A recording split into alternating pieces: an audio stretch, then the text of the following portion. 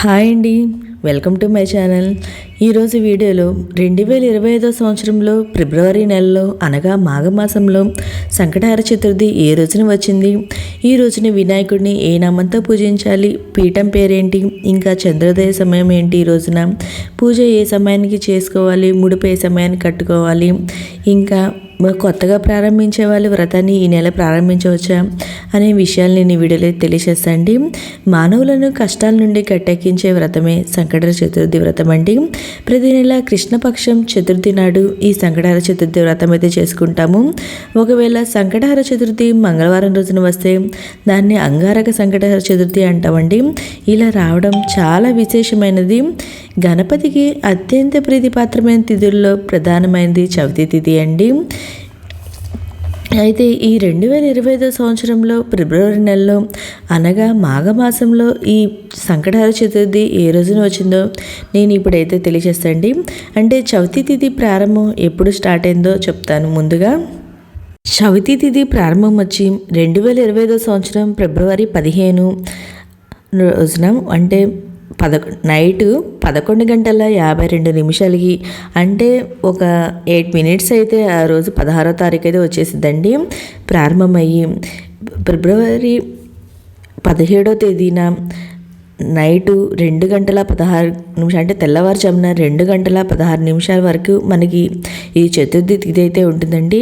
మనకి చంద్రోదయ సమయానికి చతుర్థి తిథి ఏ రోజునైతే ఉంటుందో ఆ రోజున మనం సంకటహర చతుర్థిగా నిర్వహించుకోవాలి. దీని ప్రకారం మనం 2025 సంవత్సరం ఫిబ్రవరి 16వ తేదీన మన సంకటహర చతుర్థి వ్రతాన్ని అయితే ఆచరించాలండి. ఫిబ్రవరి 16 ఆదివారం రోజున మనం ఈ సంకటహర చతుర్థి వ్రతాన్ని అయితే ఆచరించాలి. ఈరోజు చంద్రోదయ సమయం వచ్చి 9:26 కండి. మీకు ఇంకా ఏమన్నా ప్రాంతాలకి చంద్రోదయ సమయం కావాలంటే నా కామెంట్ బాక్స్లో కామెంట్ పెట్టండి. నేను ప్రతి ఒక్కరికి రిప్లై అనేది ఇస్తాను. ఈ రోజున స్వామివారిని ద్విజప్రియ మహాగణపతి అనే నామంతో పూజించాలి.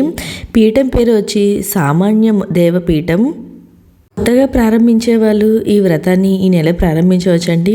ఈ సంకటహర చతుర్థి వ్రతాన్ని మనం ఏ నెలైనా ప్రారంభించవచ్చండి. ఈ నెలైనా ప్రారంభించవచ్చు. ఒక కొత్తగా ప్రారంభించే వాళ్ళు 3 నెలలు, 5 నెలలు, 9 నెలలు, 21 నెలలు ఇలా సంకల్పం తీసుకొని ఆ స్వామివారి దగ్గర ముడుపు కట్టుకొని ఈ వ్రతాన్ని అయితే ఆచరిస్తామండి. ముందుగా ఉదయం పూజ చేసుకొని స్వామివారి దగ్గర ముడుపు కట్టుకొని మరలా సాయంత్రం పూజ అనేది చేసుకోవాలండి. అంటే ఉదయం సాయంత్రం 2 పూటల పూజ అనేది చేసుకోవాలి. ఇంకా ఈ రోజున ఉపవాసం అనేది ఉండాలండి. ఉపవాసం ఉండి చంద్రదర్శనం చేసుకున్న తర్వాత చంద్రునికి అర్ఘ్యం అనేది ఇచ్చిన తర్వాత మనం ఉపవాస విరమణ అనేది చేయాలండి. మీకు ఈ పూజ ఎలా చేసుకోవాలో నేను ఒక వీడియో అయితే పెడతానండి. మళ్ళీ ఒకవేళ ఇంట్రెస్ట్ ఉంటే చూడండి. మీకు ఈ వీడియో నచ్చితే లైక్ చేయండి, మీ ఫ్రెండ్స్ అండ్ ఫ్యామిలీ మెంబర్కి షేర్ చేయండి. Thank you for watching.